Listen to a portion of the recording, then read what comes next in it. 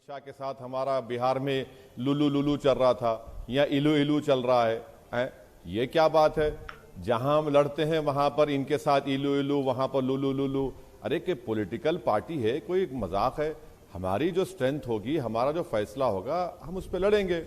अगर आप इसका मतलब यह है कि इन्हें 13 जीते और AIMIM ने सिकंदराबाद में 9 जीते, तो हम तो सिकंदराबाद पार्लियामेंट कॉन्स्टिट्यूंसी में 9 MIM के कॉर्पोरेटर्स जीते, TRS के 18, बीजेपी के 13। अब हैदराबाद में आ जाइए, हैदराबाद पार्लियामेंट सेगमेंट में हमने 34 सीट पर लड़े और 33 पर हम जीत गए, 10 पे बीजेपी जीती। तो ये कौन सा बीजेपी बात कर रही है?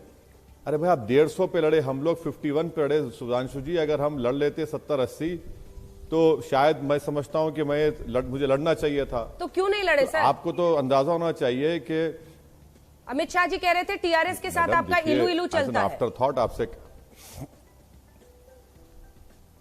हाँ मैडम, हमारा तो हाल ये है ना कि अमित शाह के साथ हमारा बिहार में लुलू लुलू चल रहा था या इलू इलू चल रहा है? ये क्या बात है?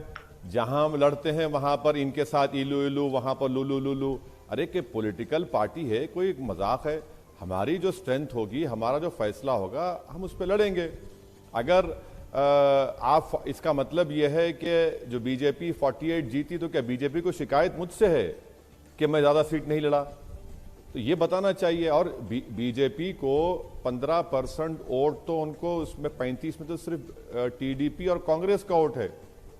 ये बात मानना पड़ेगा, क्योंकि जब तेलंगाना बना उसके बाद से TDP खत्म हो गई, कांग्रेस तो बेचारी आखिरी सांसें ले रही है, YSRCP खत्म हो गई, लेफ्ट पार्टीज खत्म हो गए।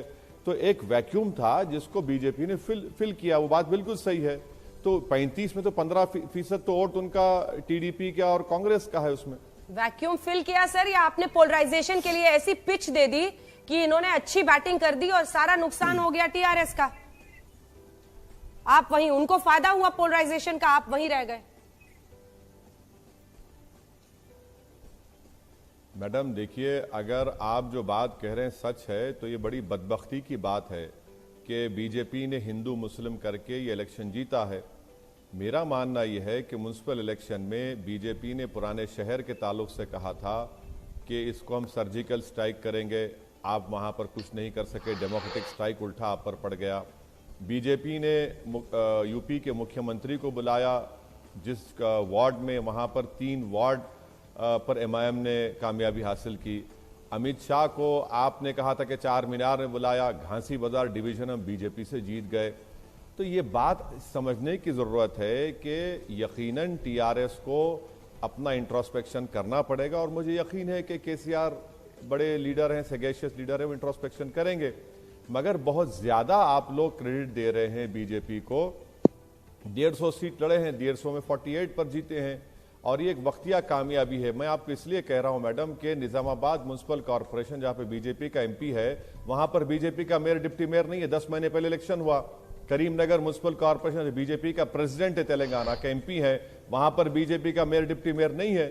तो ये एक वैक्यूम क्रिएट हुआ, और यकीनन हमको लगता है कि ये एक वक्तिया कामयाबी है। ज्यादा बीजेपी ख्वाब देखना छोड़ दें। ये हैदराबाद एक कॉस्मोपॉलिटन सिटी है, तेलंगाना मेनलैंड में तेलंगाना की एक रीजनल फीलिंग है, और बीजेपी एक नेशनल पार्टी आकर रीजनल फीलिंग का असेंबली में मुकाबला करेगी तो ठीक है, देख लेंगे वो भी क्या होता है आगे जाके 2023 में। यूं ही ख्वाब सजा लिए 2023 के सुधांशु जी?